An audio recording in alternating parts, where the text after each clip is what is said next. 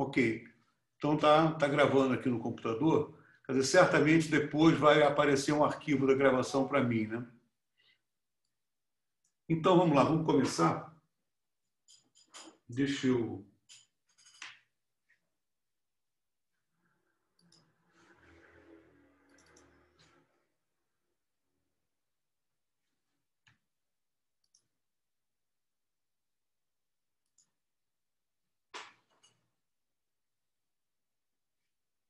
Bom, agora eu não estou vendo a lista do pessoal.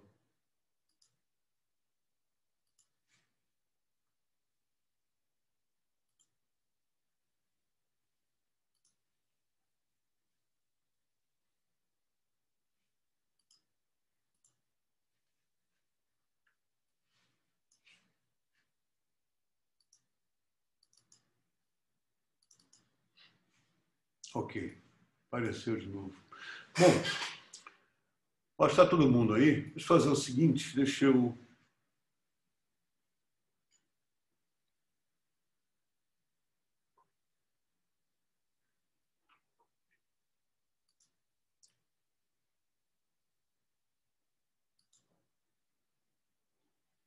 Deixa eu compartilhar com vocês aqui a página.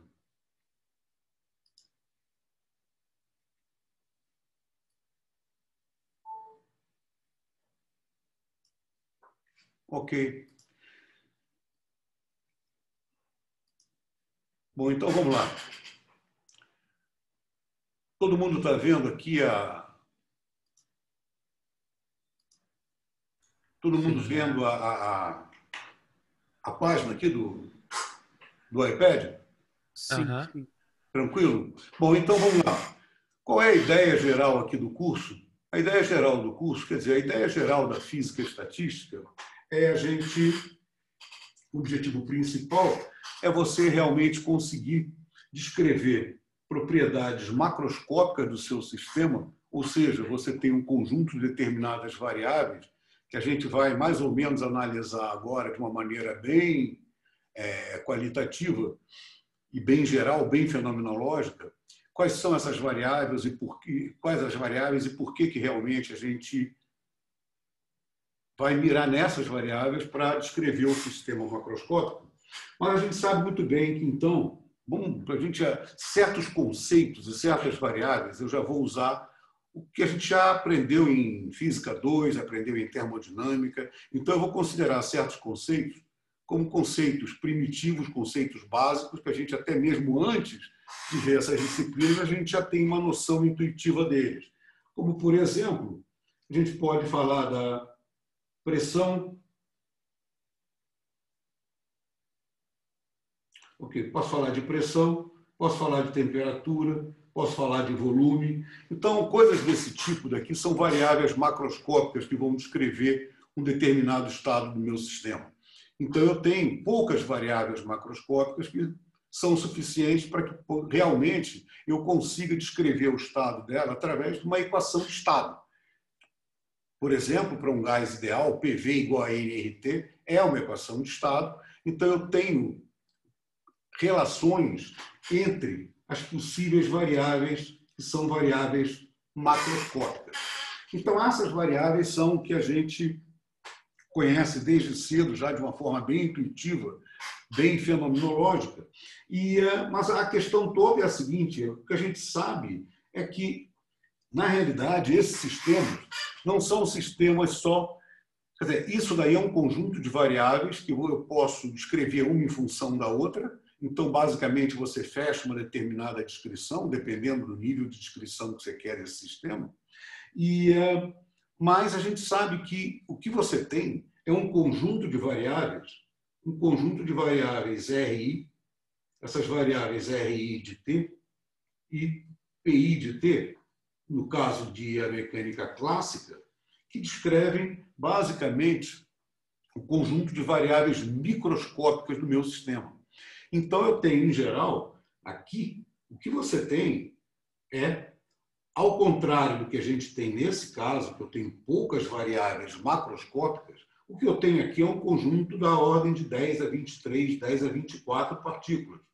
Então, eu tenho um conjunto muito grande de partículas, ou seja, o I faria até o número de advogado. Então, eu tenho um conjunto enorme de partículas que, por exemplo, podem compor um líquido dentro de um determinado recipiente ou um gás. E então eu tenho um determinado número, um número muito grande de moléculas, e eu sei exatamente qual é quem rege a dinâmica desse sistema daqui. Então eu posso ter, por exemplo, eu posso ter coordenadas em momento, eu posso escrever uma hamiltoniana para esse sistema. Evidentemente, eu estou adiantando coisas que são os conceitos que a gente já conhece da mecânica. Então, eu sei que, basicamente, se eu tenho dentro do recipiente um conjunto de 10 a 23 átomos ou moléculas, eu sei muito bem como descrever esses caras. Em princípio, eu sei exatamente o que fazer escrevendo, por exemplo, as equações de Hamilton ou escrevendo as equações de Euler-Lagrange para esse sistema. Eu posso descrever a dinâmica de cada uma dessas partículas. Então, através disso, eu posso ter evolução temporal desse sistema microscópico. Mas o que a gente quer entender melhor, nesse caso, não vou falar em evolução temporal aqui, mas basicamente eu poderia ter também, a partir do instante que eu opte por descrever meu sistema através dessas variáveis macroscópicas, eu posso também tentar entender como é que é a evolução temporal dessas variáveis. Eu posso ter um sistema que eu não tenho uma distribuição uniforme de pressão ou de temperatura, e eu posso tentar entender como que isso evolui no tempo. Claro que isso aqui não é o objetivo desse curso aqui agora, porque o que a gente vai querer fazer nesse curso é estudar as condições de equilíbrio, ou seja, eu vou querer ver configurações do meu sistema, vou querer estudar configurações onde você tem uma dependência. Todas essas grandezas elas são uniformemente distribuídas pelo meu sistema. Então, eu não vou estar interessado realmente em estudar como que uma distribuição de temperaturas, se eu aqueço de um lado, por exemplo, eu vou começar a aquecer aqui embaixo, eu posso aumentar a temperatura nessa região daqui, evidentemente eu vou ter um fluxo de calor indo lá para cima, então isso é objeto de um curso de Física e Estatística 2, que é exatamente o curso que a gente estuda a cinemática, a dinâmica dessas variáveis. Então, o que a gente vai estar interessado aqui, nesse caso, é exatamente quando eu tenho a descrição dessas grandezas aqui em equilíbrio. Agora, mesmo em equilíbrio, eu sei que eu tenho uma alta agitação térmica das minhas partículas. Elas estão em movimento. Então, a questão aqui é você exatamente entender como que esse movimento macroscópico vai resultar na nossa descrição de um sistema termodinâmico através de poucas variáveis. Então, quem são basicamente as grandezas que nós estamos interessados aqui nesse caso?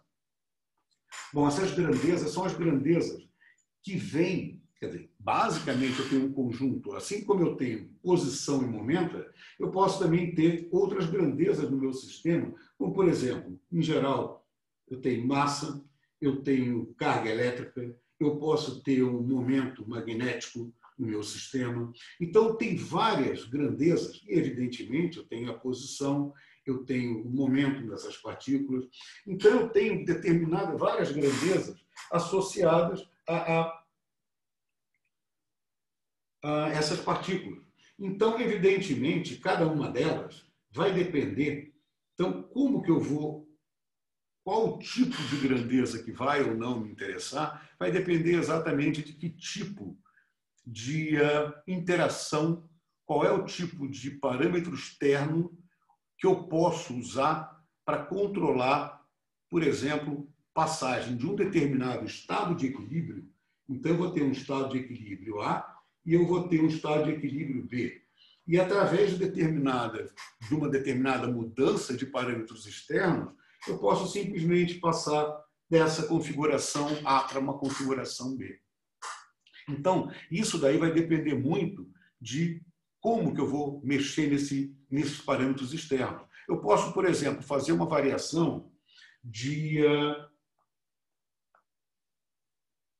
volume Tá? Eu posso pegar uma determinada parede, mudar, eu tenho um gás aqui desse lado, então eu posso mudar uma situação de equilíbrio para outra situação de equilíbrio, como a gente já vai ver daqui a pouco. Isso é uma interação puramente mecânica. Eu estou variando os vínculos do meu sistema, e esses vínculos são dados por parâmetros externos. Então eu posso mudar esse cara através da aplicação de uma determinada força aqui, e eu vou mudar um determinado estado de temperatura, pressão e volume para um outro estado com a pressão linha, temperatura linha, volume linha. Então eu posso fazer isso através de uma interação mecânica. Agora eu poderia também fazer uma interação magnética nesse meu sistema. Eu posso, por exemplo, dar um determinado sistema paramagnético, onde eu tenho todos os momentos magnéticos, nesse caso, totalmente aleatórios, eu posso muito bem pegar um conjunto de momentos magnéticos, aplicar um campo e, basicamente, orientar esses caras através da presença de um campo externo B, vamos chamar de B. Então, eu posso, mudando parâmetros externos, eu posso mudar as características do meu sistema. Então, eu posso fazer isso e, dependendo, então, de como eu vou mudar a configuração do meu sistema, como eu vou fazer uma transição de uma determinada configuração de equilíbrio para outra, eu vou escolher um determinado conjunto de variáveis que vai ser apropriado para eu fazer isso. Ou seja, quem seria o conjunto apropriado. Então, nesse caso, se eu for falar em sistemas magnéticos, não mais eu vou precisar só de P, T e V, mas eu posso também falar de uma outra coisa que está ligada com esse Mi. E isso seria, basicamente, a magnetização do meu sistema. Tá? Então, eu posso ter um vetor que me dá, basicamente, esse vetor magnetização. Esse vetor é tal que ele faz o seguinte. O vetor magnetização, ele é quem? Não sei se vocês lembram, mas o vetor magnetização é momento magnético total, somatório dos Mis de cada partícula, tá? Dividido pelo número total de partículas. Então, ou melhor, eu posso fazer isso aqui dividido pelo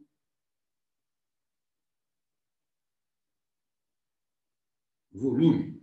Tá? Então, isso aqui é essa nossa magnetização. A nossa magnetização, então, é o momento magnético total do meu sistema por unidade de volume. Isso aqui é a nossa magnetização. Então, dependendo... Deixa eu escrever ali embaixo.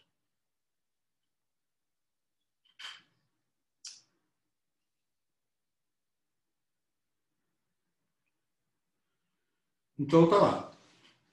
Então, muito bem. Então, eu posso escolher de uma maneira apropriada, dependendo de como eu vou fazer mudança de parâmetros externos, como que eu vou... Quer dizer, basicamente, se o sistema não tem momento magnético, eu posso botar o campo que for, que eu não vou fazer mudança nenhuma no meu sistema. Então, esse é sinal que o sistema não responde. O sistema não é um sistema magnético, não responde a uma excitação magnética. Consequentemente, esse cara, para mim, vai ser absolutamente irrelevante. Eu posso continuar simplesmente descrevendo o meu sistema por PVT. Ok. Mas vamos voltar um pouquinho. Então, eu estou falando em coisas como interações, estou falando em forças externas. Então, vamos lá. A questão toda aqui é a seguinte. Eu já mencionei, então, que, a rigor, para conhecer a dinâmica desse sistema, eu tenho que conhecer como que várias grandezas microscópicas vão influenciar exatamente na dinâmica, no que eu consigo ver de mudança na dinâmica do meu sistema. E essa mudança tem a ver exatamente com as interações, com as forças, com as autointerações, nesse caso aqui. Né? Então, nesse caso, eu teria... As partículas, elas têm basicamente o seguinte, eu posso dizer que existe uma interação entre elas, dado por um meio da somatória em I e J, I diferente de J, de um certo U, RI, menos RJ. Então, isso aqui seria basicamente a autointeração entre as partículas, entre essas partículas aqui, e isso é fundamental para eu poder escrever, por exemplo, a minha função hamiltoniana. Tá? Minha função hamiltoniana tem, então, T mais um U. Esse U daqui seria, então, essa energia energia de interação, de autointeração entre as partículas do sistema. Isso aqui, então, é fundamental para que eu possa escrever as equações de Hamilton e descrever para vocês como que é a dinâmica, como que é a evolução temporal, tanto dos RIs como dos PIs. Então, isso é uma coisa. Outra coisa que eu também já adiantei para vocês, nesse papo, que é meio inevitável a gente usar termos que a gente, mais ou menos, aceita intuitivamente, antes mesmo de defini-los de uma maneira um pouquinho mais precisa. Então, mas as forças externas aqui, como eu já adiantei, aqui eu estou fazendo uma força num êmbolo, aqui embaixo, por exemplo, eu faço uma força num êmbolo, e então eu tenho uma força que é uma força mecânica. Ok, então isso aqui pode surgir através de uma somatória em I de forças FI, tá? Ou força F, que vão depender de cada RI. Então, eu tenho uma força atuando em cada uma dessas coordenadas. Então, basicamente, ou não, no caso aqui, vou botar, poucas partículas vão sentir exatamente a mudança de interação do pistão com o gás, e eu posso, então, nesse caso aqui, né? Então, eu posso, basicamente, ter o seguinte, tem, então, a minha força, e eu tenho, então, um potencial, que seria um potencial de interação, mas um potencial externo. Então, isso daqui faz com que eu mexa nos vínculos do meu sistema. Eu posso, então, mexer, por exemplo, eu posso considerar aqui uma caixa. No caso, vamos lá, deixa eu fazer esse desenho aqui de novo. Eu posso dizer para vocês o seguinte, eu tenho uma caixa, né? E eu tenho um gás dentro dessa caixa, então eu tenho energia cinética, energia potencial de energia cinética, energia potencial de interação, e eu posso dizer para vocês que a minha parede está funcionando simplesmente como um potencial externo, né? Imagina lá naquele probleminha de mecânica quântica, você tem um potencial tipo caixa, que é exatamente uma coisa que eu teria, paredes, como representaria um potencial infinito, né? Então, para cada partícula, ela vai se considerar sozinha dentro de uma caixa. Só não está sozinha porque existe potencial de interação entre elas. Muito bem, mas, como a gente sabe, para a gente resolver um problema desse através de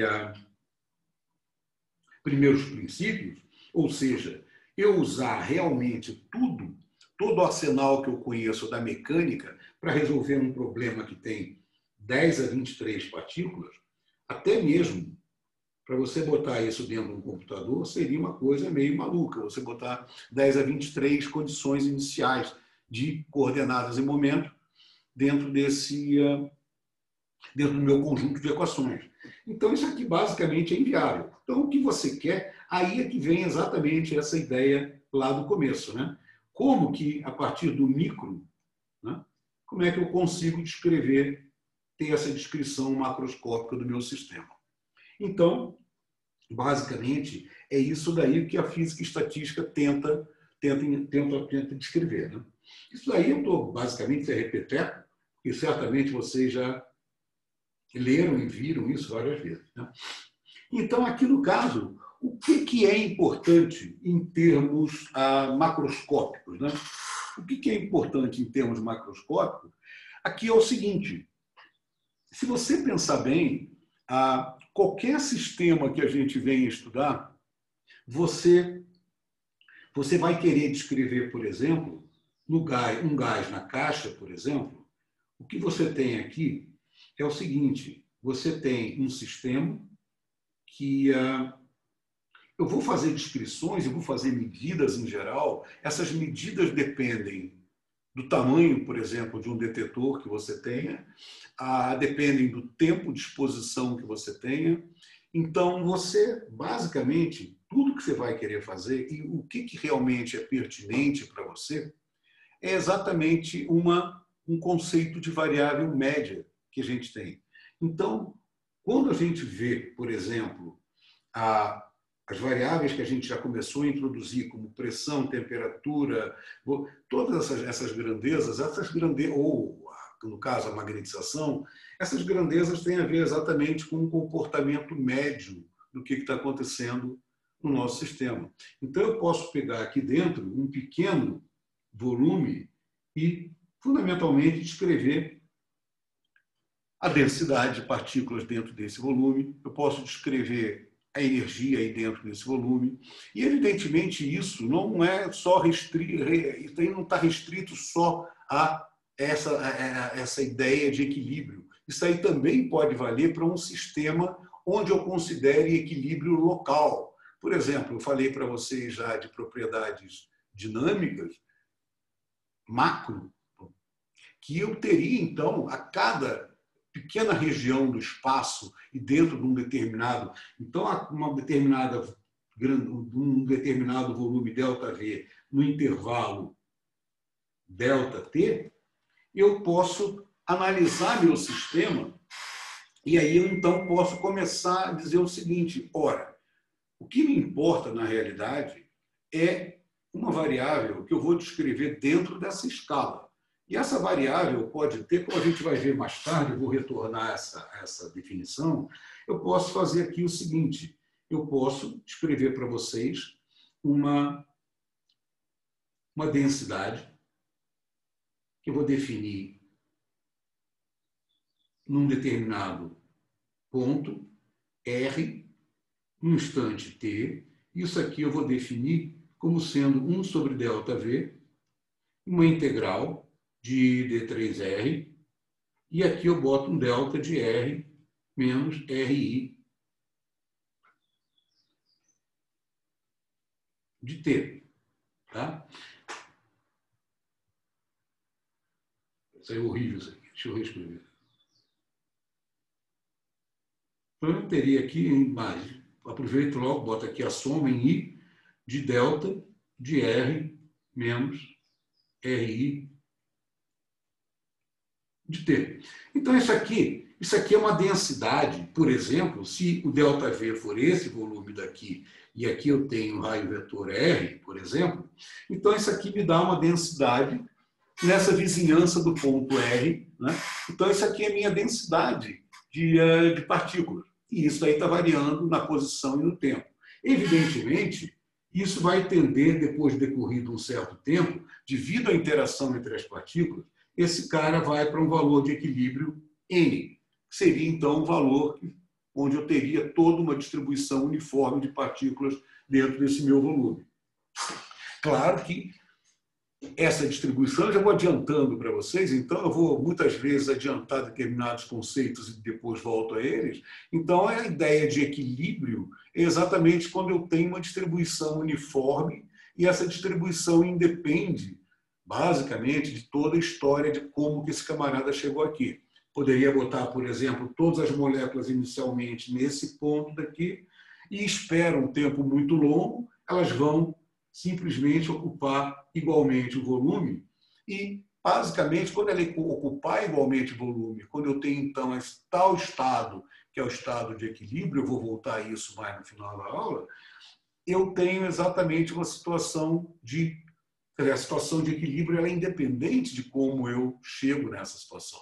Quer dizer, todo e qualquer sistema que eu prepare fora do equilíbrio, esse sistema, evidentemente, um processo de difusão, isso daí vai tender ao equilíbrio, e esse equilíbrio é um estado que é um estado independente de como que ele foi atingido. Muito bem. Então, quais são? Então, eu tenho que, basicamente, à luz do que eu já mostrei antes, em termos de como que eu escolho interagir com o sistema, ou melhor, quais são os parâmetros que eu posso variar de forma a mudar o meu sistema, ou seja, o meu sistema, em princípio, tem que responder de alguma maneira a um determinado tipo de interação, tá? Uma interação mecânica, uma interação eletromagnética e por aí afora. Então, quais são essas coordenadas relevantes aqui no caso? Então, aqui eu já falei para vocês, eu criei uma variável nesse caso, que é a minha variável densidade. Mas, evidentemente, se eu for fazer uma descrição do meu sistema, vamos imaginar o seguinte, né? Imagine que você tenha um determinado sistema, tem uma certa função, que é uma função de RT, eu posso decompor essa função em série de Fourier. Então, eu posso pegar essa função, eu tenho as condições de contorno impostas pelas paredes do cubo, eu posso, então, fazer uma decomposição dessa função n de RT em termos de suas componentes de Fourier. Não posso? Posso. Então, eu teria, basicamente, o que a gente chama dos modos normais, nesse caso aqui. Então, observa, eu tenho esse camarada, essa função n de RT, e eu posso escrever, então, esse cara como sendo uma somatória do nk de t exponencial de ikr. Tá? Ok. Então, repara, eu tenho vários comprimentos de onda, que são vários vetores de onda, que são determinados basicamente por essas dimensões do meu 2π sobre Lx, 2π sobre Ly, 2π sobre Lz, vezes os Nx, Ny e Nz, respectivamente. Isso me dá exatamente quais são os Ks permitidos no meu sistema. Ora, eu posso dizer para vocês o seguinte, se eu estiver pensando num sistema que eu queira ver uma variação da densidade em escalas de comprimento grandes, tá? Isso daí impõe que eu tenha uma determinada coleção de Ks, coleção essa que vai ser suficiente para eu descrever a variação espacial da minha densidade dentro de uma determinada um padrão de comprimento que eu queira estudar. Muito bem. Bem, mas sobrou um monte de gente. Sobrou um monte de Ks. Então, eu tenho toda uma dinâmica escrita para K menor com determinado K0 e para K maior com determinado K0. Então, esses Ks pequenos, que eu vou chamar de Ks pequenos, vão ser os caras que têm a ver com os comprimentos de onda grandes. Consequentemente, esses caras vão descrever o que eu estou querendo é descrever exatamente a variação da densidade nessa escala. Então, sobrou o quê? Vários caras aqui sobraram no meu sistema. Se eu fizer, então, uma média, levando em conta só esses caras, evidentemente, muitos caras foram ignorados aqui. Então, eu posso fazer... Então, isso aqui é até uma maneira da gente começar a enxergar que se o meu sistema não é um sistema que eu possa descrever esses modos normais como, de fato, modos normais, ou seja, modos desacoplados, né?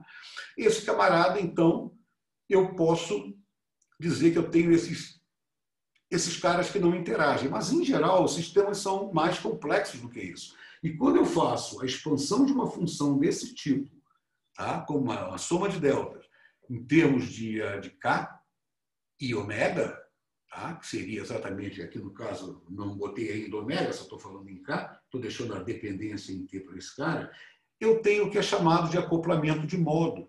Então, na realidade, o que existe é a dinâmica de um determinado modo, vamos até pensar assim, o que eu jogo de energia ou penso na dinâmica de um determinado modo, esse cara vai poder se acoplar aos outros modos, e isso daqui vai ficar, talvez, se a minha explicação não esteja muito clara no momento, mas a gente já vai ver exatamente como que essa coisa vai aparecer. Porque, às vezes, eu posso mudar a configuração do meu sistema nessa escala através da mudança de um parâmetro externo, mas eu não quero nem saber o que está acontecendo aqui. Eu não quero saber, mas o sistema sabe. Então, de alguma forma, eu posso, por exemplo, estudar como a energia de modos aqui vai fluir para cá. Então, isso daqui já me adianta um pouquinho, eu já começo a ver como que a gente pode ter, dentro da energia total, uma separação que é uma coisa acessível à variação de parâmetro externo e alguma coisa que é totalmente incontrolável. Entende? Então, eu posso ter exatamente uma mudança, um fluxo de energia que vai de modos que eu controlo através de parâmetros esses modos vão acabar, essa energia vai fluir para o outro lado. A gente vai voltar também a isso daqui a pouquinho. É que a gente começa a falar e acaba adiantando determinados conceitos, mas eu acho que é bom a gente mais ou menos fazer essa mistura. Quer dizer, essa aula inicial de mecânica estatística / termodinâmica, você tentar conciliar essas coisas, é quase inevitável esse vai e vem. É muito difícil você pegar uma coisa e partir exatamente de conceitos bem claros e... Claro, você pode fazer um esforço grande para fazer isso, mas a nossa intenção aqui é fazer essa brincadeira em uma aula só. Eu não quero me ater a isso daqui por várias aulas. Então, vamos lá. Então, tem um exemplo no livro do Callen, que eu até falei para vocês que a gente vai, de vez em quando a gente precisar de algumas coisas até de termodinâmica, de uns conceitos mais, de uma partezinha mais conceitual, é interessante a gente dar uma olhada no Callen. O Callen tem ele mostra um exemplo, que é o seguinte, ele pega um exemplo que é isso aqui. Pega um exemplo assim.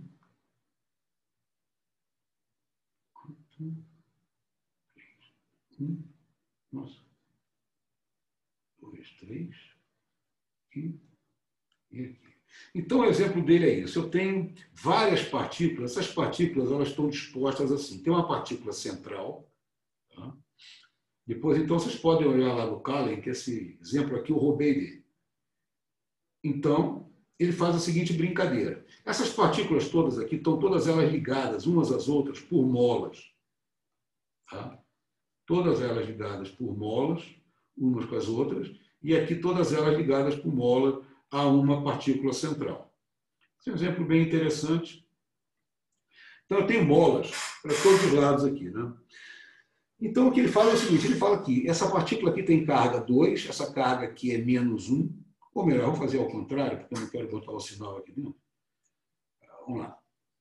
Essa partícula aqui tem carga menos 1, essa partícula tem carga menos 1, essa partícula tem carga mais 2. E as outras não têm carga nenhuma. Então, ele começa a analisar o seguinte. Ele fala, olha, suponha que você possa fazer deslocamentos, que são deslocamentos simplesmente entre esses modos aqui. Tá? Tem esse movimento aqui, tem esse movimento aqui. Quer dizer, são modos tangenciais aqui no caso, esses caras. Então, esses caras aqui são exatamente modos normais de vibração dentro desse meu sistema. Então, o que ele argumenta aqui é o seguinte, ele fala, olha, se você olhar esse sistema com uma lupa meio embaçada, você não vai distinguir bem o movimento, esse movimento desse daqui, ou qualquer outro tipo de modo que eu pegue e use só esses modos normais tangenciais aqui. Agora, se eu pegar e mudar essa disposição, se eu fizer, ao invés disso, se eu fizer modos aqui, ou seja, um modo que não seja tangencial, mas um modo radial, ou seja, eu estou abrindo e fechando. Vocês estão conseguindo ver a minha imagem, não estão? Sim, sim. Ok. Então, se eu fizer esse modo meio de cisalhamento, eu não vou conseguir ver muita diferença entre o conjunto de modos que eu esteja excitando. Mas se eu excitar um cara desse tipo daqui, evidentemente fica mais claro que eu estou tendo uma variação volumétrica nesse meu sistema. Então, aqui no caso, o que ele argumenta é que eu posso pegar esses modos, que eu vou chamar de modos radiais. Os modos radiais vão ser os meus modos relevantes. E eu vou considerar os tangenciais como irrelevantes. Tá? Então, eu posso considerar esses caras irrelevantes, porque eu não vou distinguir muito nessa minha... por que a lupa embaçada? Né? Porque essa é a brincadeira. O que eu mencionei antes, de fazer a medida num determinado volume, numa determinada escala de tempo, quer dizer, no caso aqui atômico, eu vou tentar fazer... a escala atômica 1/10 de nanômetro, já estou no angstrom, né? E vou falar em escala de tempo de femtosegundo, enquanto eu vou fazer observações que são observações numa escala de comprimento muito maior e numa escala de tempo também muito maior. Uma fotografia, por exemplo, frações de segundo é o que acontece na abertura da minha câmera fotográfica, por exemplo. Então, isso daqui é exatamente a ideia que está por trás. Então, eu estou fazendo quando eu estou dizendo que eu estou olhando com essa lente daqui, né? Estou olhando isso aqui com essa lente embaçada, ela não vai me dizer muito sobre esses modos tangenciais, quem está excitado, quem não está, mas na hora que eu faço isso, eu vejo o borrão da lente ficar um pouco maior ou um pouco menor. Então, basicamente, essa é a ideia que ele persegue. Já, por exemplo, se eu estiver mexendo com esses sistemas, essas partículas que têm carga, na hora que eu faço um modo, que eu boto a carga 2 para cima e as cargas -1 para baixo, eu crio o quê? Eu crio um momento de dipolo elétrico. E um momento de dipolo elétrico, claro que não vai mudar muita coisa observar isso aqui com lente, mas agora eu tenho que lembrar de quem são as forças externas que têm que entrar no meu problema. E aqui, como há uma sensibilidade à interação externa, e essa interação é de origem eletromagnética, então você tem esse conjunto de variáveis. Eu posso, então, dizer para vocês o seguinte, eu posso dizer para vocês agora que eu tenho, além de propriedades mecânicas, eu posso ter que tem propriedades hidrodinâmicas, eu posso estar falando de um líquido, posso estar falando de propriedades elásticas, um sólido, reológicas, no caso de sistemas que envolvem viscosidade, dissipação, né? Ou posso estar fazendo isso aqui com propriedades eletromagnéticas. Então, de alguma maneira, quando eu falo de fazer uma variação menos PDV na minha energia, isso aqui é simplesmente uma variação mecânica, eu posso falar também de menos E escalar. Nós vamos voltar depois, de novo, a isso aqui. Campo elétrico dP. Esse dP daqui é o momento de dipolo elétrico. Então, tem o P escalar E, né? Que aqui, no caso, é o campo elétrico atuando numa pequena variação do momento de dipolo, né? Então, nesse caso daqui, o que vai acontecer? Eu tenho essas grandezas, então, ditam como que eu vou, na hora que eu quiser falar qualquer coisa sobre como que parâmetros externos podem influenciar na energia do meu sistema, eu vou ter que, por exemplo, distinguir quem são as variáveis relevantes nesse caso, quem são variáveis sensíveis a determinados tipos de parâmetros externos, determinadas interações externas. Ok. Então, aqui... Professor? Oi. Fala. Licença. Pode me parar à vontade, meu gente. Tá, valeu, obrigado. Como é que a gente pode descobrir qual é o menor número necessário de variáveis termodinâmicas para descrever um sistema? Aí é que está, não existe uma maneira, não vai existir uma maneira única para você fazer isso. Vai depender exatamente do tipo de componentes que você tenha no seu sistema, o que você pode observar macroscopicamente desse sistema. Se eu botar um gás ideal, um gás simples, tá? Com moléculas absolutamente inertes, não vou ter interação entre as moléculas, então eu tenho um único tipo de moléculas, você pode expressar a interação entre elas, então você vai ter, naturalmente, você vai ver que você precisa de poucas variáveis, pressão, volume e temperatura para descrever esse sistema. Já quando você começa... Ok, então, no caso, eu não estou te perguntando, eu não estou introduzindo ainda nada que tenha a ver com a carga elétrica. Agora, evidente que se eu pensar num sistema, tem um sistema que está isolado, tem um sistema que está eletricamente neutro, mas eu posso fazer uma separação de cargas positivas e negativas, então eu já posso tentar imaginar que você vai ter um determinado tipo de excitação nesse sistema, por exemplo, uma excitação do plasma eletrônico, eu posso ter elétrons, posso ter um gás de elétrons Mas esse sistema não pode ser só negativo, tem que ter também prótons e tem uma base que é uma base positiva para manter a neutralidade elétrica do meu sistema. Então, eu posso fazer a termodinâmica desse gás de elétrons como se fossem elétrons no metal. E aí, o que acontece? Aí, nesse caso, eu posso dizer o seguinte, claro que se eu tenho algum tipo de desbalanço da carga eletrônica, eu vou introduzir momentos de dipolo. Vai ter regiões que eu vou ficar com mais carga positiva que negativa, e isso, obviamente, me induz um determinado tipo de dinâmica no meu sistema, que eu vou ter que, de alguma maneira, aprender a tratar. E isso aí é exatamente o objetivo de como que a gente vai chegar em sistemas desse tipo, como é que a gente vai entender essas coisas. Mas, de alguma maneira, você tem que me dar determinado tipo de parâmetro, você tem que descobrir, fundamentalmente, quem são, qual é o tipo, a quem o seu sistema responde, qual o tipo de interação externa que o seu sistema qual o tipo de interação externa a qual o seu sistema responde. Então, com isso, você tem um determinado conjunto de variáveis. Então, em geral, a gente tem, por exemplo, variáveis, momento de polo elétrico, momento de polo magnético, quando o seu sistema responde ou não a um campo magnético. Você pode ter o problema de um potencial químico. Aí, no caso, eu estou levando em conta uma interação entre as partículas, e para eu colocar partículas no sistema ou tirar partículas do sistema, eu tenho que pagar uma energia. Então, tudo isso daí você vai ter que analisar para poder entender exatamente como que você vai montar o conjunto de variáveis termodinâmicas do seu sistema. Mas é fundamentalmente dependente do tipo de interação a qual o seu sistema responde. Tá? Então, não sei se eu respondi a sua pergunta. Respondeu. Tá bom. Então, vamos lá. Então, aqui no caso, eu vou agora passar para o seguinte.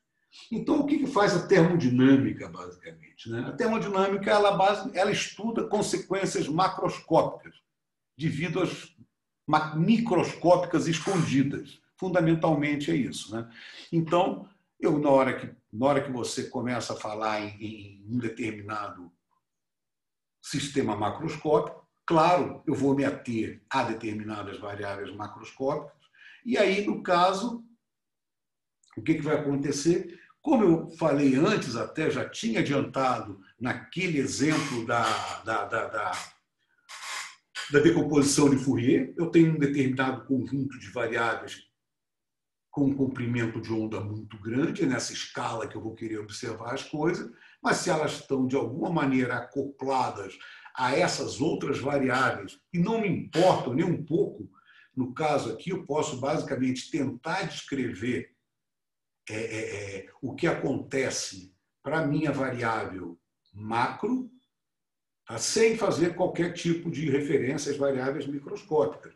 Mas, aí é que está, de alguma maneira, você sempre tem um efeito que vai estar presente no seu sistema, mesmo que você descreva, por exemplo, uma equação de estado, uma equação fenomenológica, como uma equação de difusão, por exemplo, já tem, de alguma maneira, algum tipo de influência desses graus de liberdade, que são os graus de liberdade que eu chamei aqui de escondidos. Né? São esses graus de liberdade que, a rigor, eles estão entrando na média, mas então o que você descobre eu tenho um determinado comportamento médio dentro de uma determinada escala, lambda, do meu sistema, mas repara, no fundo, eu estou olhando isso aqui com uma lupa muito embaçada, porque, na verdade, o que acontece aqui é isso. Você tem várias outras variáveis que, no fundo, o que você tem aqui é flutuações em torno dessa situação, que é uma situação evidente que isso daqui eu estou trabalhando no chamado equilíbrio local. Então, basicamente, eu faço essa separação de escalas. Se eu estou no regime turbulento, isso aqui não vale. Porque aí, no regime turbulento, eu vou trabalhar com todas as possíveis escalas de comprimento. Então, eu vou precisar de todas as possíveis escalas. Lambda 1, lambda 2, lambda 3, até lambda infinito. para poder descrever um sistema turbulento, por exemplo. Não me perguntem mais sobre turbulência, porque eu não sei nada de turbulência, mas isso daí é o que realmente vai acontecer no movimento turbulento. Tem toda a contribuição de todo mundo aqui, né? Então, qual é a consequência desses modos escondidos? Basicamente, eu já vou adiantar uma delas aqui. Como essas coisas estão acopladas de alguma maneira, esses modos eles já vão começar. Isso vai ser útil para eu fazer definir a energia interna, definir temperatura, por exemplo, definir calor. Então, começa aqui agora, se eu posso, de alguma maneira, mudar a minha densidade através de variação de parâmetros externos, como uma pressão num êmbolo, ok. Mas há, por exemplo, dependendo de como eu vou mudar isso, e a gente já vai entrar nessa ideia de processos quase estáticos, etc., eu posso criar situações onde a minha energia, a minha variação de energia não vai ser puramente uma variação de energia mecânica, né? Como é que eu posso fazer isso? Eu só posso fazer isso se eu for fazer medidas de energia. E se eu puder controlar como que a gente faz medidas de energia, se eu posso me ater simplesmente à energia mecânica ou alguma coisa que seria uma transformação da energia mecânica, né? Vamos lá. Então, como eu já disse, como eu já estava adiantando para vocês, vamos lá. Então, eu tenho uma energia mecânica, eu posso usar simplesmente uma pressão no êmbolo e ir mudando esse cara. Energia eletromagnética, eu posso atuar com um campo magnético, um campo elétrico, e eu faço uma variação do momento de dipolo elétrico, consequentemente, esses caras interagindo com o campo elétrico, eu tenho variação de energia nesse sistema. Então, agora, o que a gente tem? O que eu basicamente venho adiantando aqui para vocês está nessa expressão aqui. Eu tenho uma energia que basicamente é uma energia que eu controlo macroscopicamente através dessa expressão daqui e dessa, por exemplo, ou posso botar ainda menos B, escalar demagnetização. Pronto, que outra forma. Posso botar μ/dn, enfim, todas essas formas que vocês talvez já tenham visto em um curso anterior de termodinâmica ou de física e estatística da graduação. Então, muito bem, o que acontece aqui agora é o seguinte, o que acontece é que eu posso transformar, dependendo do processo que eu esteja tratando, eu posso transformar a energia macro em energia micro. Por exemplo, através de variação da energia interna, por exemplo, em calor. Tá? Então, eu posso fazer um trabalho mecânico do meu sistema. Esse trabalho mecânico, ele, então, vai poder, através de interação com o resto do sistema, vai poder interagir com essas flutuações e passar energia para elas. Então, no caso, de novo, vamos voltar ao que a gente já vem introduzindo. Como eu disse antes, a sequência não é numa ordem muito lógica. Então, a gente já vinha falando das variáveis macroscópicas, temperatura, pressão e volume. Falei já implicitamente da ideia de equilíbrio, que seria, então, uma ideia. Cuidado aqui agora, porque há vários sistemas que a gente tem uma distribuição uniforme, tá? De uma determinada grandeza física, mas não necessariamente ela está em equilíbrio. Porque isso daí significa que o equilíbrio, eu tenho que ter uma distribuição uniforme. 1, uniforme. 2, independente da história. E 3, eu tenho que esperar realmente um tempo infinito e isso não vai. Independente do tempo que eu espere, essa distribuição uniforme não vai mudar. Como eu já antecipei antes, de novo, eu estou aqui na minha densidade. Essa aqui, então, é a densidade que a gente já tinha definido antes. Então, eu tenho uma densidade que está descrita em termos das variáveis microscópicas do meu sistema. E, obviamente, esse conjunto seria o conjunto de pontos no espaço de fase, eles vão descrever exatamente a minha dinâmica microscópica. Consequentemente, escolhendo apropriadamente como fazer essa média, tá? Então eu crio variáveis, são variáveis macroscópicas, e com essas variáveis macroscópicas, então, a gente pode... com essas variáveis macroscópicas, a gente pode, então, ter uma transferência de energia, que seria, no caso, através de calor, já vou antecipando, desse estado macroscópico para estados microscópicos. E outra coisa também importante, que é sempre bom a gente lembrar, né, é que para um determinado estado macroscópico, eu tenho uma infinidade, tenho um número extremamente grande de estados microscópicos.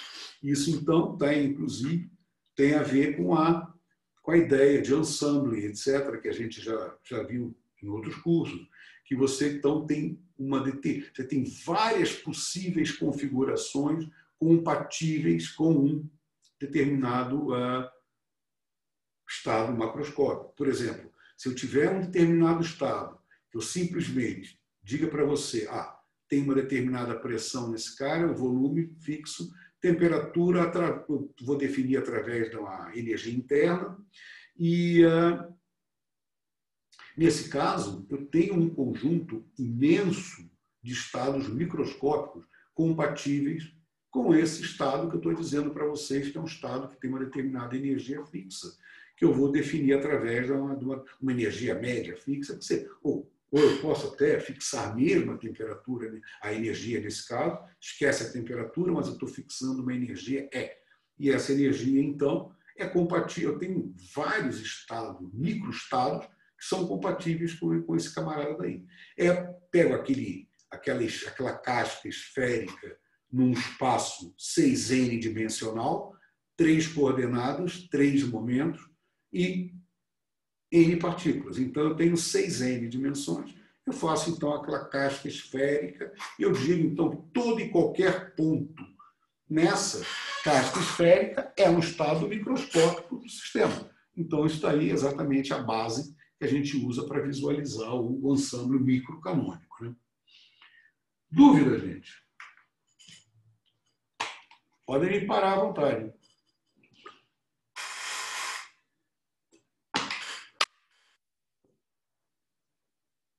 Ninguém tem dúvida? Então, vamos lá.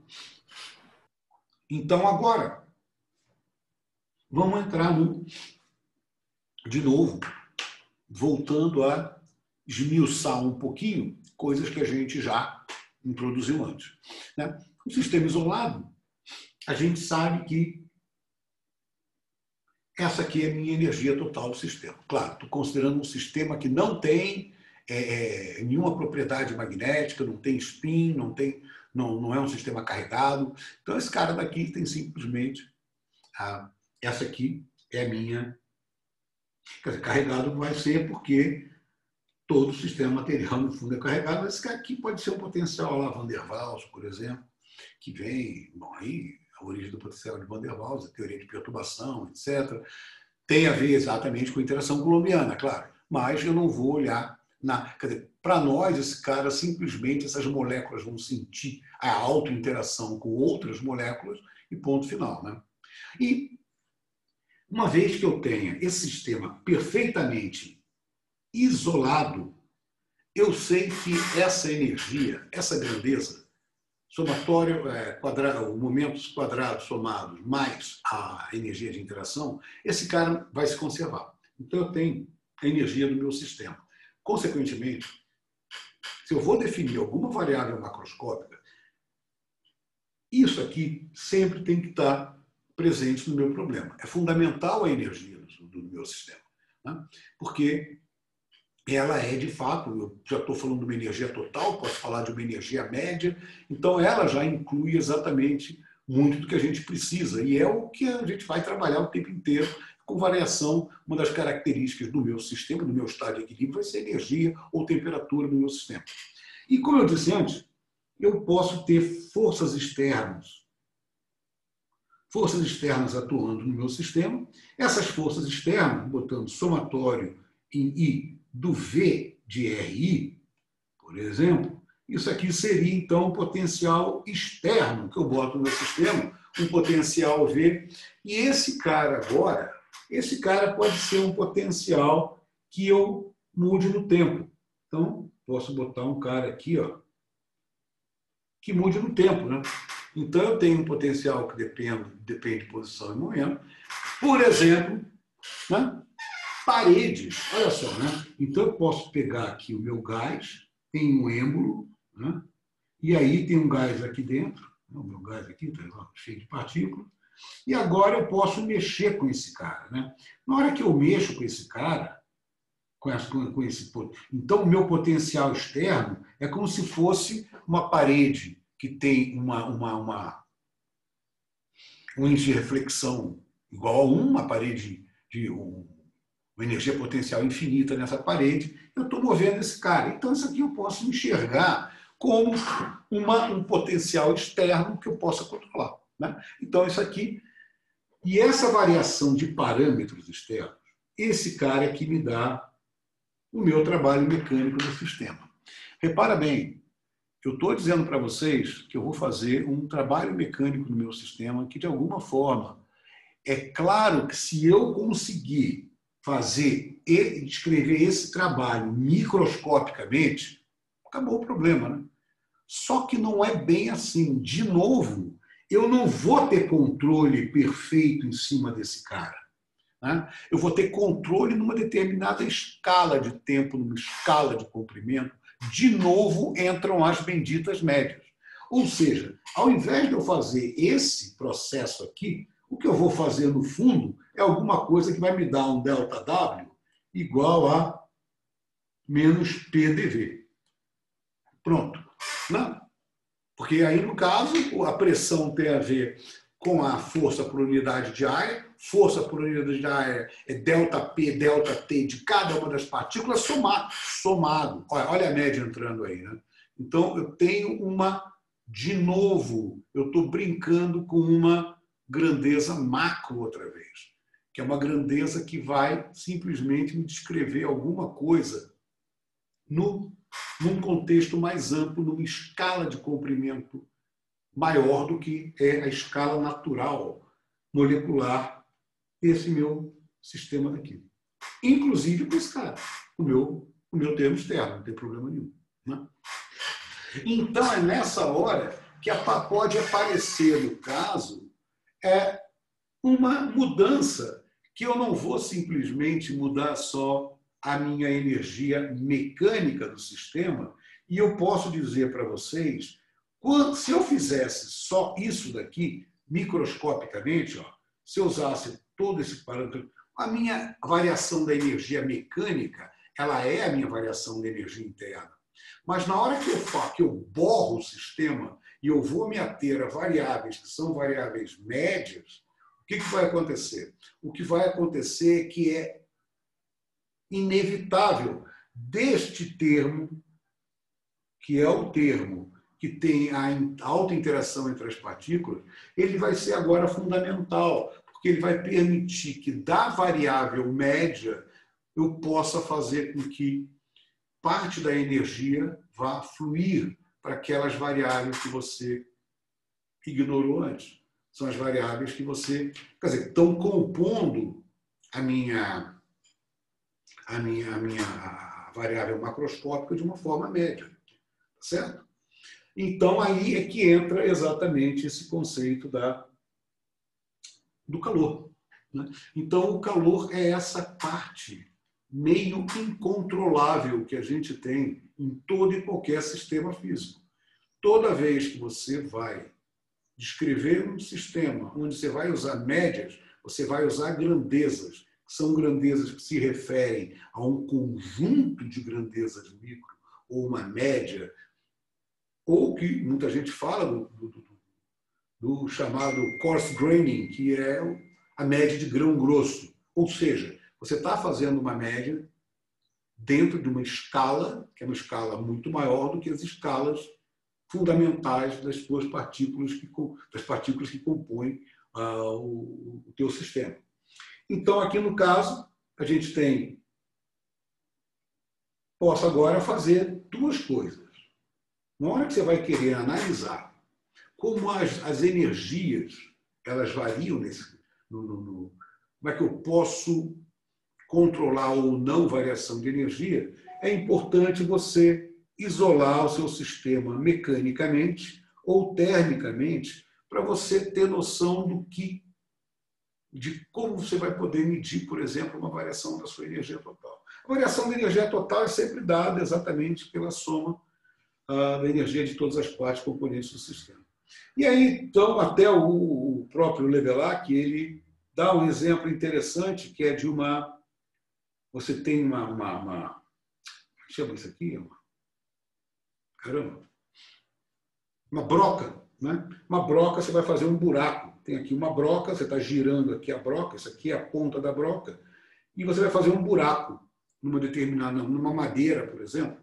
Então, o que vai acontecer aqui é o seguinte, devido ao atrito que você tem então você tem uma máquina que está fazendo um trabalho, esse trabalho ele está furando, está fazendo um trabalho mecânico, que é furar a madeira, e ele está fazendo um outro, e tem alguma coisa a mais que está acontecendo aí.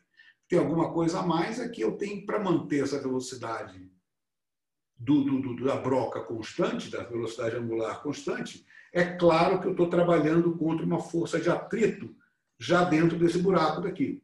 Consequentemente, existe calor, tá? Que está sendo trocado entre essa ponta da broca e a madeira. Né? Então, isso daqui você pode ver exatamente pelas características do seu... Você, então, agora tem dois tipos tem mudança de parâmetro externo, que é devido exatamente à formação de um buraco, e você tem troca de calor. Mas você poderia, por exemplo, aumentar a temperatura desse cara, da ponta da broca, que está aqui agora, de novo ela, está vendo? A ponta da broca. Eu posso botar no sol, né? E deixo esse cara esquentar. Essa é uma outra maneira de eu fazer isso. Então, eu estou aquecendo esse cara não através de atrito, mas eu estou aquecendo através de radiação. Ou eu posso pegar essa broca e mergulhar numa água fervendo. De novo, eu vou aquecer esse cara. Repara que em nenhuma dessas, nem nessa, eu tenho variação dos parâmetros externos. Então, eu tenho aqui um isolamento mecânico do meu sistema. Tá? Completamente isolado mecanicamente. E aqui, eu poderia ter, se eu tivesse uma maneira de isolar esse cara, eu poderia dizer que eu tenho, num caso, eu posso ter uma parede adiabática, se eu considerar uma situação onde não haja nenhuma variação de trabalho, nenhuma variação de calor. Então, isso daqui é basicamente a ideia dessas paredes, que são as paredes, você isolar o seu sistema mecanicamente e isolar o seu sistema termicamente. Quer dizer, é evidente que se eu estiver trabalhando naquele exemplo que eu dei para vocês de considerar um determinado componente de um comprimento de onda grande para minha densidade, vai ser difícil eu manter um isolamento térmico nesse caso aí. Claro que aí a gente não tem um controle muito grande de como que eu vou isolar esse cara termicamente. Bom, vamos lá. Então, aqui outra coisa. Vamos lá. Então, agora, novamente, dando sequência a isso aqui agora, de novo, a ideia de trabalho, calor e energia interna, que é o que a gente, então, precisa. O que eu preciso, então, fazer é o seguinte. No caso, eu, de novo, vou estar trabalhando com situações agora.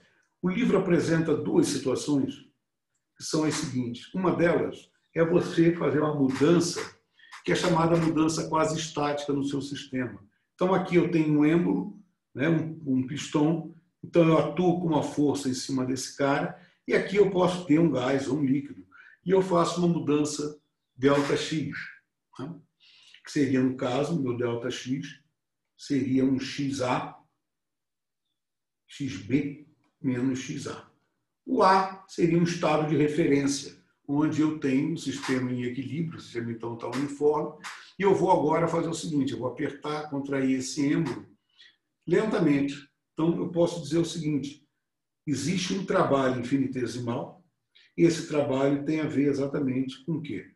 Com essa força externa que eu estou aplicando e o deslocamento infinitesimal.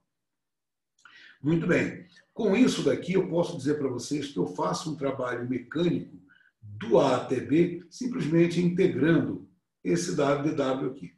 Então, isso aqui é um processo quase estático, né? Se eu pegar esse camarada e mostrar para vocês que o meu sistema, você vai ter situações de equilíbrio, etapa a etapa, que você estiver fazendo essa mudança da sua força externa. Então, você vai fazendo essa mudança, você faz, então, essa mudança dentro de um processo quase estático. Então, é um processo que eu vou poder simplesmente... Eu posso ter esse processo e eu posso, então, também voltar. Posso ir e voltar com esse camarada daqui, usando simplesmente essa mesma força. Eu posso, então, controlar perfeitamente, com a minha força F, a variação do parâmetro externo ΔX. Do outro lado, eu tenho um... Professor. Oi. Só um segundo. Eu tenho um aluno que está pedindo para entrar aí. Opa. Eu acho que ele caiu. Opa. E voltou. Ah, tá. André. Falou. Já voltou? Acho que sim. Obrigado, professor. Não, nada. Gozado. Ok. Eu já vou aproveitar, então, e perguntar uma coisinha rapidinho. A gente não consegue nem escrever essa relação diferencial se o processo não for quase estático? Não tem nada que a gente consiga fazer? Não, nesse caso aqui, o que você vai fazer aqui no caso exatamente? Né? Imagina que você tem uma situação onde o seu sistema... Quer dizer, você não... Como é que você vai fazer essa... Nesse caso aqui, você não tem exatamente uma... Quer dizer, você pode fazer um trabalho mecânico. Não, você pode fazer um trabalho. Você pode mudar a sua condição externa e simplesmente fazer uma medida. Mas aí vem exatamente a situação de que o que você não consegue... Quer dizer, se eu pegar um determinado gás, quer dizer, fazer uma integral de f dx, isso aqui você pode fazer. A questão é se você realmente vai ter um processo... O processo quase estático é um processo que você tem controle desse sistema passo a passo. Tá? Mas eu posso pegar um sistema que você tenha... O que você não pode fazer, no caso, é o seguinte: como é que você vai descrever, por exemplo, esse caso? O que eu posso fazer aqui, nesse caso, é fazer uma conexão, por exemplo, desse termo de força externa dx, fazer a conexão desse trabalho mecânico, com uma pressão, tá? Multiplicada pelo volume. Então, eu posso, fazendo isso, passo a passo do meu processo. Concorda comigo? Eu posso definir pressão para você. No outro caso, eu posso mudar.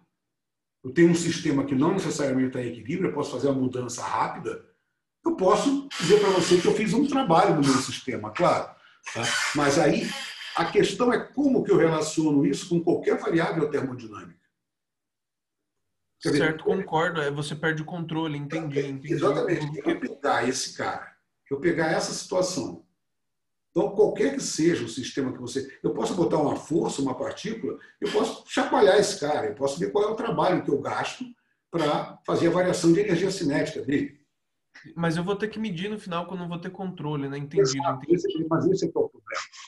A questão que nós estamos falando é de configurações. Você vai sair de uma determinada configuração que está descrita exatamente por o quê? Por uma pressão, por uma temperatura, um volume VA. Você vai para um volume VB. Então, você tem agora grandezas que são grandezas definidas em termodinamicamente, e a questão agora é a seguinte: nem mesmo se você pensar em um sistema onde você tem uma densidade que não esteja uniformemente distribuída, vai ser difícil eu associar isso aí a uma pressão do meu sistema. A pressão vai ser definida localmente. Então, é um sistema que você não tem exatamente esse tipo de comportamento. Você não tem isso. Você não pode definir, quer dizer, como é que você vai definir quem é a temperatura, quem é a pressão do teu sistema? Você não está mais definindo isso. Para você definir essas grandezas, você tem que estar realmente num estado que vai ser um estado de equilíbrio passo a passo do teu sistema. Não, agora eu entendi. Eu vou ter que ir para a termodinâmica fora do equilíbrio se eu não fizer um processo quase estático. Não, faz todo sentido, faz todo sentido. Tá entendendo? Então, essa basicamente a ideia. Então eu não tenho, mas mesmo lá eu não vou conseguir fazer essas coisas, porque então aí que você vai ter que ver como que você vai descrever, por exemplo, uma termodinâmica fora do equilíbrio. Né? Nesse caso daqui, o que a gente está querendo fazer é exatamente ver a variação de energia. Então, se eu tenho um processo que é um processo quase estático, se eu fizer isso aqui e botar ainda por cima paredes, que são paredes adiabáticas, eu posso te dizer o seguinte: essa energia mecânica que você variou, essa variação de energia mecânica, vai ser igual à variação da energia interna do seu sistema. E não houve troca de calor nenhuma, tá certo? Porque o seu sistema está isolado termicamente. Então, isso aqui é o primeiro exemplo que ele dá. O segundo exemplo que ele dá é esse exemplo daqui, que é um exemplo que eu pego uma haste com um paz dentro de um líquido e começa a rodar esse cara. Né? A experiência de Joule, basicamente. Então, o que eu tenho aqui agora é que você mudando isso, você vai mudar, por exemplo, a temperatura dentro do seu sistema. Você vai aumentar a energia interna do seu líquido através do quê? Através da interação dessas pás com o líquido. Tá? Então, nesse caso daqui, você não tem, e isso aqui é uma outra maneira de você ver como você pode transformar o seu trabalho. Nesse caso daqui, eu mudei o trabalho, mudei a energia interna do sistema, e aqui eu também estou mudando através de um outro processo. E esse processo agora é o processo mais parecido com aquele da broca, que você, através do atrito, passava, esquentava a madeira. Aqui, da mesma forma, você vai passar uma energia para o seu sistema. Então, agora, esse processo primeiro é um processo quase estático, como eu já antecipei para vocês. Agora, eu tenho outro sistema, que seria um sistema não quase estático. Tá? Professor. Oi. Nesses dois processos que estão sendo mostrados aqui, Sim. A variação da energia interna do meu sistema, ela é decorrente do trabalho, não de trocas de calor, sim? Sim. Sim, ela é basicamente uma transformação da energia. Num caso, eu aumentei a energia interna simplesmente comprimindo esse cara, através de um termo tipo FDX. No outro caso, não. Né? No outro caso, eu tenho que ver quanto eu gastei para poder fazer quanto eu gastei para poder fazer essa rotação. Tá? Então, tem uma energia que a minha máquina desse rotor aqui está fazendo, e depois, evidentemente, essa energia foi gasta em quê? Foi gasta no aumento da energia interna do sistema, mas não teve nenhuma mudança de parâmetro externo aqui nesse caso. Concorda? Aqui houve uma mudança de parâmetro externo. Nesse caso aqui, não houve mudança de parâmetro externo. Tá? Tudo bem, obrigado. Então, esse caso aqui foi meramente uma energia totalmente mecânica, nesse segundo caso, não. Nesse segundo caso, é uma energia térmica que eu vou quer dizer, no caso, o trabalho do seu motor vai se transformar através da viscosidade em energia, em calor para o teu sistema. Ok? Tá bom? Professor, Oi. eu tô com... Na verdade, são duas perguntas que eu tenho que são parecidas, sendo que eu não sei se é melhor fazer agora ou depois. Aí qualquer coisa o senhor diz. como é que a gente pode... Porque o senhor colocou esse DW aí mostrando que é uma diferencial inexata, eu ia perguntar o seguinte, como é que a gente pode provar, se é que dá para provar, que o calor também é uma diferencial inexata? A gente prova ou é só empírico mesmo? Não, porque aqui no caso é o seguinte, o que você tem é que mesmo se você, quando você estuda cálculo, muitas vezes você não consegue escrever uma força cujo trabalho independa do... Só se o rotacional da força for zero, né? Tem que lembrar lá daquela condição de cálculo. Senão, o trabalho pode depender do caminho. Nesse caso aqui é mais fácil ainda disso acontecer, né? Porque você está trabalhando com uma coisa que não é uma força, uma lei de força comum, uma lei de força mais simples. Você vai estar falando de pressão, de uma variação de determinada configuração. Então, olha só, nesse caso, o que eu posso dizer, o que você diz esse trabalho não necessariamente é uma diferencial exata. Quer dizer, trabalho não é uma função do seu sistema. Trabalho é o que você gasta para fazer mudanças de estado no seu sistema. Mas o trabalho, ele vem exatamente de variação de parâmetros externos. Então, eu estou simplesmente variando esses caras e não é questão de você demonstrar. Né? Não tem porquê esse camarada ser uma função de estado do seu sistema. Trabalho não é uma função de estado, assim como o calor tampouco é.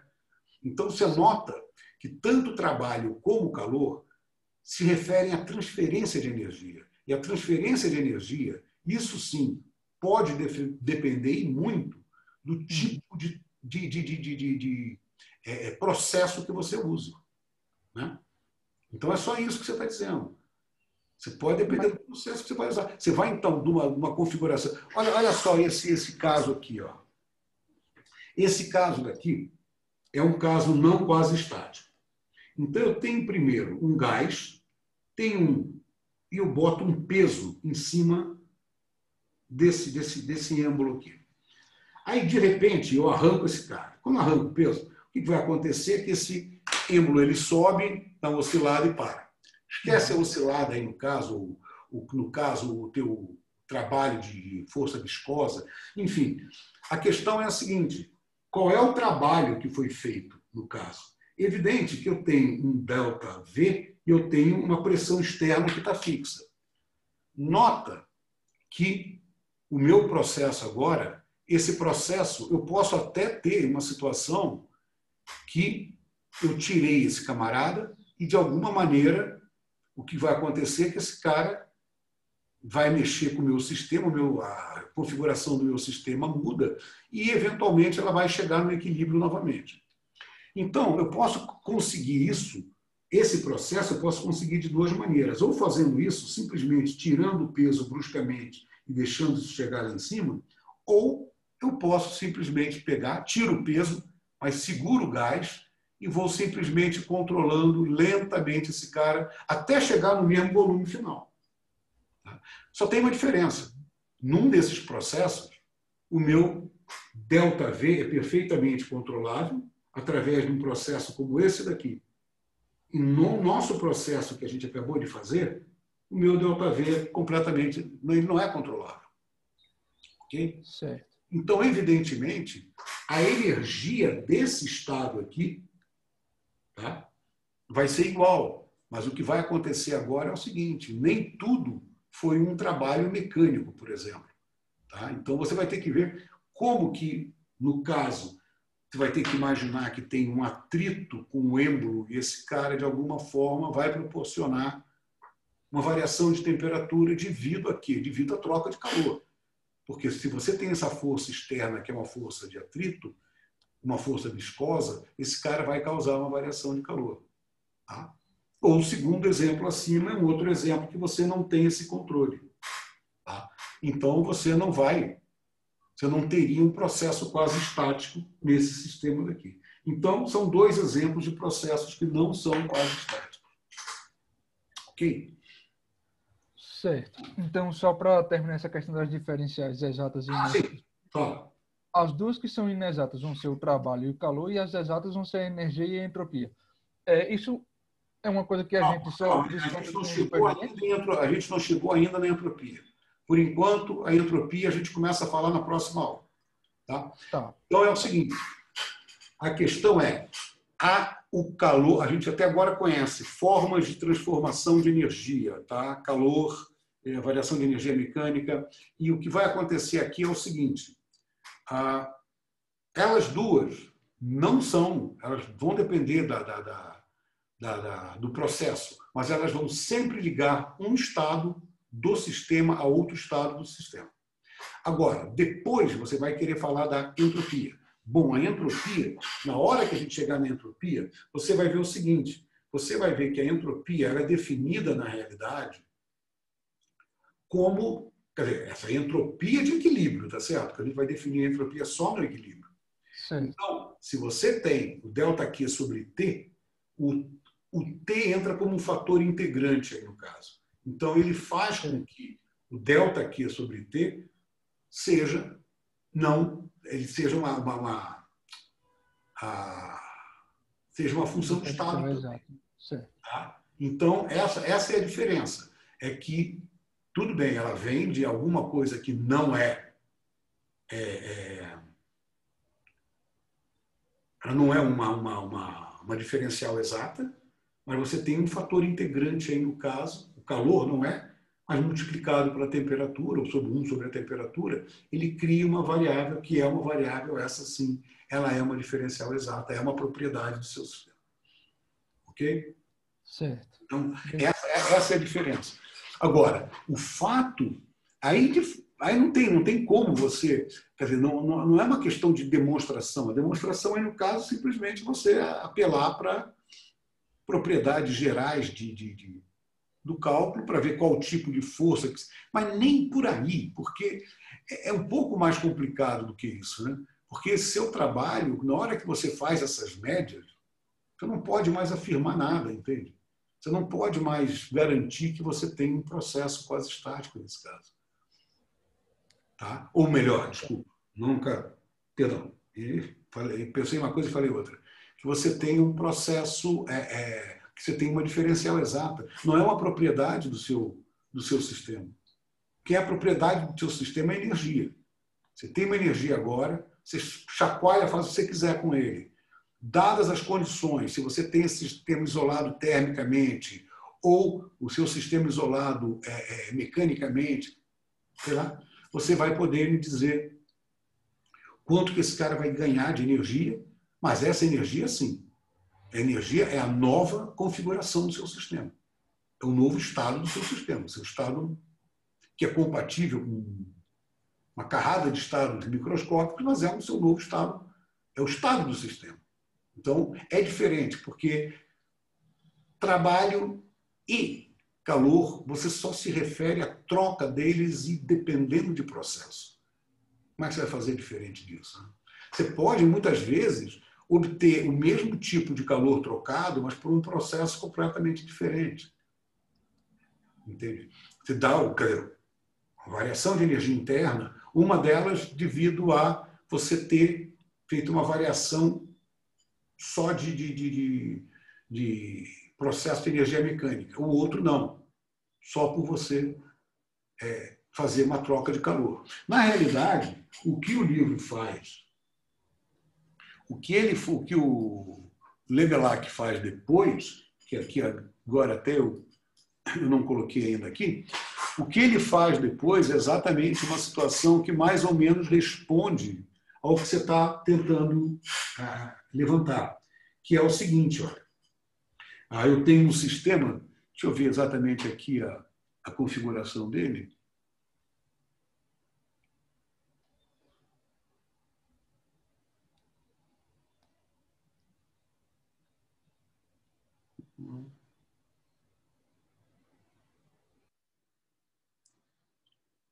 O que ele faz aqui exatamente é mexer com um sistema que você tem um determinado volume VA, para um estado A, você tem um volume VB,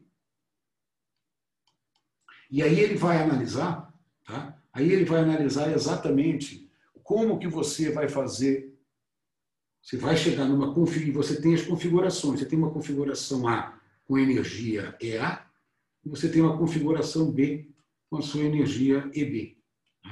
Então, o que ele faz é exatamente, ele argumenta aqui, depois vocês dão uma lida nessa argumentação dele, não é uma coisa complicada, é simples, porque numa delas, ele simplesmente ele consegue mudar de A para B, ele muda de EA para EB, através só de variação de energia mecânica, ΔW de A para B. Tá? E depois ele faz um outro processo que você vai ter uma energia ΔW, tá? De AB, que é diferente, um ΔW' de AB, que é diferente, o delta é diferente do delta'. Então, nesse caso, observa, como você conseguiu, mas o que ele faz aqui é o seguinte, ele faz um trabalho mecânico 1 e um trabalho mecânico 2. Tá? Um sistema você começa com um volume maior que o volume do outro, então você faz simplesmente uma variação de energia mecânica nesses dois sistemas, tá? E depois, num deles, para você chegar exatamente na mesma configuração, você vai ter que, de alguma forma, fazer um trabalho, fazer uma troca de calor, ou seja, fazer um processo tipo processo que a gente viu ali de fazer a mudança tipo numa experiência de Thomson. Então, o que vai acontecer aqui, de Joule, desculpa.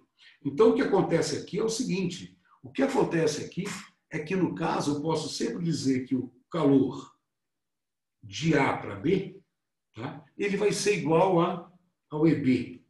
Opa!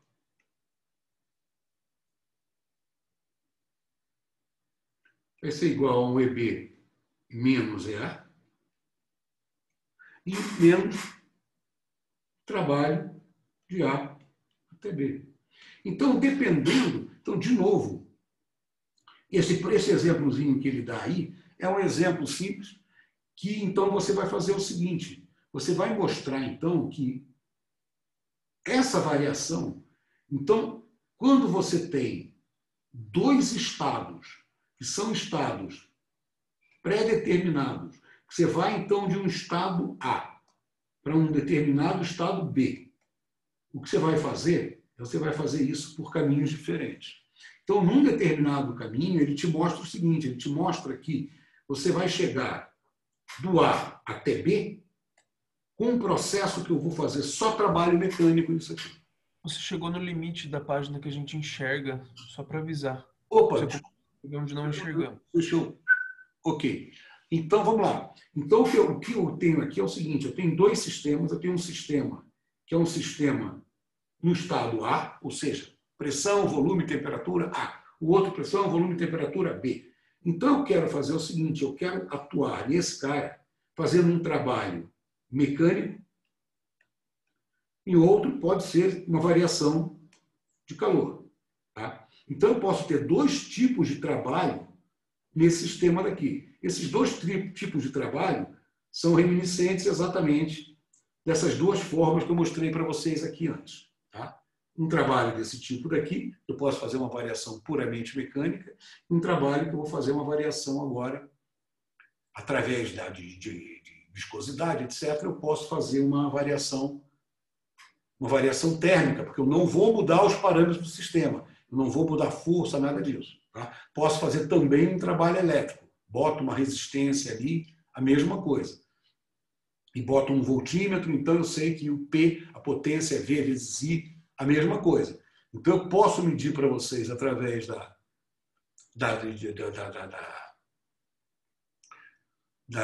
eletrodinâmica, qual é o trabalho dado aí para esse sistema, e pelo efeito Joule você sabe exatamente quanto vai de calor para o seu sistema. Então, muito bem. Então, são duas formas de você fazer isso. Então, na hora que eu venho de uma configuração A, que eu tenho uma energia EA, para a configuração B, onde eu tenho energia B, eu posso fazer isso, então, de duas formas. Eu posso fazer isso usando puramente um método, que seria um método quase estático mecânico, que seria um ΔW puramente, e eu posso fazer o camarada através de um outro caminho, que seria um ΔW mais um ΔQ. Tá? Então, eu posso fazer isso. Então, o exemplo que ele dá aqui, ele tem uma situação inicial com volume diferente da final ou igual. Enfim, depois vocês dão uma lidinha que está bem explicado aqui. Então, o que você tem? Mas, fundamentalmente, a ideia é essa. Eu posso vir desse estado para esse estado simplesmente usando uma energia mecânica direta, ou eu posso vir desse estado para esse estado, cuja diferença de energia eu conheço, tá? Usando um cara que não é exatamente a variação total da energia. Eu meço esse trabalho daqui e falo, opa, mas esse trabalho daqui não é igual ao EB menos EA. Então, o que aconteceu? O que aconteceu foi isso. Houve exatamente uma troca de calor com o meio. Tá? Então, é o exemplo que eu poderia dar aqui nesse caso também. É bem parecido com isso aqui. Né? Nesse caso, um deles eu deixo o sistema passar de uma configuração A para uma configuração B, sem qualquer controle em cima dele, e o outro eu faria exatamente com um controle passo a passo. Eu poderia atribuir a variação essa variação daqui da energia B na energia A simplesmente através de um trabalho mecânico. Mas não é o caso, não é em geral o caso que a gente tem com, por exemplo, o processo que engloba, o processo que traz consigo essa possibilidade de eu ter exatamente a ideia de que eu posso agora, então, dizer para vocês que o nosso dQ vai ser igual a um dE, e isso aqui sim, uma diferencial exata, menos o dW. Tá? Então, isso aqui é simplesmente a primeira lei da termodinâmica, que a gente já conhece muito bem. Então, quer dizer, o que a gente fez foi só definir, começar a entender como que a gente pode ganhar informação sobre a troca de calor através de medidas de energia. Tá? Então, você tem processos que você pode garantir que você vai fazer uma variação da energia A até uma energia B com um determinado processo 1, ou você vai poder fazer através de um processo 2, onde nosso trabalho de A até B, tá? Que é simplesmente a integral de A até B de F escalar dL, F escalar dR, esse cara não vai dar conta da minha energia EB menos EA. Ok? Então, esse cara seria diferente da energia EB menos EA. Claro, se esse camarada for zero, aí ele passa a ser igual. Mas, em geral, não é verdade. Tá? Então, essa é uma maneira, através de medida de trabalho, o trabalho que você gasta, você faz essa medida desse trabalho, e conhecendo as energias interna, inicial e final, você pode muito bem, ou você escolhe um processo que você garanta que não vai ter troca de calor, estabelece quem vai ser a variação B menos a energia A, e depois você faz um outro segundo processo onde o seu sistema não mais esteja termicamente isolado. Ok, então, como eu já antecipei também antes para vocês, eu só queria finalizar esse nosso papo hoje com a definição, então, do estado de equilíbrio. E o estado de equilíbrio, então, é aquele estado que você tem as grandezas, que eu vou chamar de termodinâmica, como energia, volume, e você tem tipos de molécula. Molécula 1, molécula 2. Então, você pode ter, estou levando em conta agora aqui, que a gente pode ter uma reação química, por exemplo, no sistema. Então, você vai simplesmente dizer que você tem um estado de equilíbrio quando quando o seu sistema for tal que essas grandezas são uniformemente definidas em qualquer ponto do seu sistema e você não vai ter variação delas ao longo de um tempo extremamente, um intervalo de tempo extremamente longo. Isso daqui, e outra coisa, esse estado que você obtém é um estado totalmente independente de várias possibilidades que você possa começar. Então, eu posso começar no estado 1, uma determinada história 1, começo no estado 2 com história 2, e o que eu tenho no final é o mesmo estado de equilíbrio. Então, isso daqui é um exemplo de uma... Isso aqui basicamente é a definição do estado de equilíbrio, e ele dá também um exemplo de uma outra situação, que é uma situação onde você tem uma situação onde você pode ter uma configuração que depende, que pode perdurar durante um tempo muito longo, que é exatamente o caso de uma histerese. Então, eu tenho material magnético, esse material é um material ferromagnético. Inicialmente, esse camarada daqui está desordenado e eu boto um campo magnético. Na hora que eu boto um campo magnético, eu posso ordenar esse sujeito. Então, o que eu posso fazer é simplesmente vou a um determinado ponto, onde existe um campo magnético, bem uma magnetização, tá? E o que você pode fazer agora, então você, com um determinado campo, você magnetizou o seu sistema. Então, toda a magnetização desse cara está numa determinada direção. Então, você pode imaginar, isso aqui é uma configuração de equilíbrio.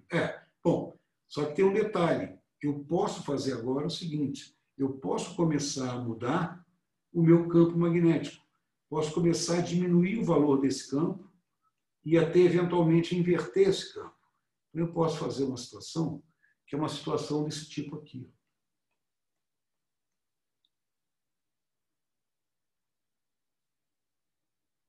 Tá? Então, isso aqui é uma situação que é... Repara que, então, eu posso vir numa situação, posso começar a variar o B, e à medida que eu vou variando o B, eu vou mudando isso daqui. Então, eu vou mudando a magnetização, posso ainda ter a magnetização, posso ainda, nesse caso aqui, assim, por exemplo, eu ainda posso ter uma magnetização apontando na direção positiva, quando o meu campo está apontando para baixo. Então, aqui eu tenho um campo negativo e esse cara aqui. Você poderia dizer, bem, esse camarada ele pode perdurar durante um tempo muito longo, ele pode perdurar durante um tempo muito longo, mas eventualmente esse cara decai. Eventualmente esse cara decai e vai lá para o outro lado. Tá? Então, isso é um exemplo de metaestabilidade. O exemplo de metaestabilidade é um exemplo que você, então, consegue manter uma situação que seria estável, tá? Para um determinado conjunto de parâmetros externos, e quando você muda esses parâmetros, não necessariamente a sua grandeza termodinâmica muda junto com os parâmetros. Então, você tem uma situação bem clara de um processo que é um processo metaestável. Então, você tem uma situação onde você muda a sua magnetização, ela pode ir mudando através de flutuações, e num determinado momento você mantém esse cara. Você pode manter, ela vai decair por flutuações. Nesse caso aqui. Aqui, simplesmente, você muda, mas ela ainda está apontando na direção do campo. Ainda é uma situação estável. Mas aqui, nessa situação, você tem uma situação absolutamente desfavorável para a existência da magnetização. Mas, ainda assim, ela perdura. Ela perdura mesmo com o campo na direção contrária. Por quê? Porque existe uma interação entre os momentos magnéticos desse cara, que essa interação faz com que eles tenham uma energia ainda que mantém esses caras nessa direção, todos ordenados para cima. Agora, eventualmente, o que pode acontecer, e é o que vai acontecer, é que alguns desses spins, eles mudam sua direção.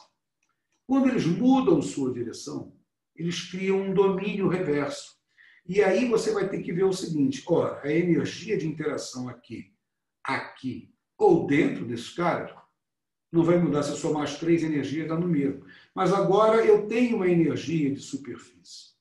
Essa energia de superfície vai determinar, basicamente, se esse sistema volta a ficar todo mundo ordenado ou se esse camarada ele vai simplesmente cair para o estado de energia maior, que é todo apontando na outra direção. né? Então, isso depende muito do tamanho que esse domínio é criado. Se esse domínio criado é muito grande, energeticamente é melhor essa energia armazenada aqui dentro, ganha da energia superficial, e esse camarada leva todo mundo para baixo. Aí é o que você tem aqui. Tá? Então, isso aqui é uma situação que, aparentemente, seria uma situação de equilíbrio. Tá? Mas ela não vai se manter por muito tempo. Então, isso aqui é uma situação metastável. Então, não é simplesmente pelo fato de eu ter uma situação, muitas vezes, uniforme e que dure um tempo razoavelmente grande que eu tenho uma situação de equilíbrio. Essa situação não é. Isso aqui é um equilíbrio chamado equilíbrio metastável. Bom, então, gente, o que eu queria falar para vocês hoje é só isso. Se vocês têm alguma pergunta, a gente vai voltar a esses conceitos, tá? A gente vai voltar a esses conceitos. Isso aqui é só para a gente, mais ou menos, se localizar e estabelecer a terminologia a ser usada, porque a gente vai voltar a esses conceitos com mais detalhe a partir da aula que vem. Então, essa aula, basicamente, é uma aula assim, só de introdução aos conceitos mais gerais, né? E a partir da aula que vem, então, a gente vai falar de entropia. Aí sim, eu vou entrar em entropia, mas a gente vai fazer a coisa aqui de uma forma um pouquinho diferente do que é feito nos livros de termodinâmica que vocês devem ter visto num curso de graduação. Que você, para definir entropia, você usa os postulados da segunda lei e aí você cria uma função entropia. Nesse caso, a gente não vai fazer isso. A gente vai dar uma definição mais abstrata e depois faz a conexão com a segunda lei. Enfim, então na próxima aula, então, a gente se vê de novo. Eu tenho agora aqui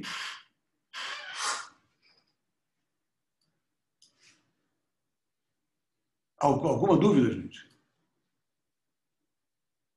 Eu tenho que ver agora como é que eu paro de gravar esse negócio.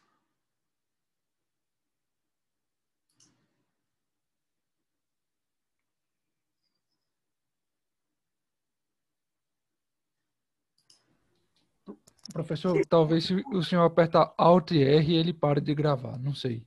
Onde é que é? Alt R, talvez. Alt R? Onde é que está Alt R? Ah, porque o senhor está usando no tablet, né? É. No record ele não para, Mir? Pois é, esse do lado do share screen. Eu perdi a telona. Espera aí, deixa eu parar de compartilhar aqui, que eu acho que ela volta. Ok. Ué.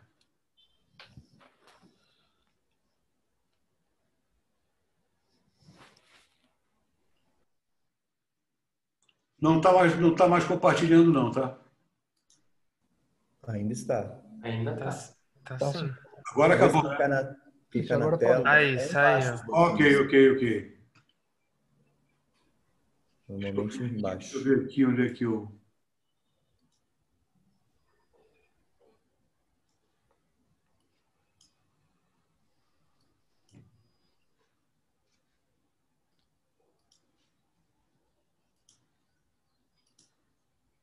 Aqui, já vi. Então, bom, vou parar agora de gravar.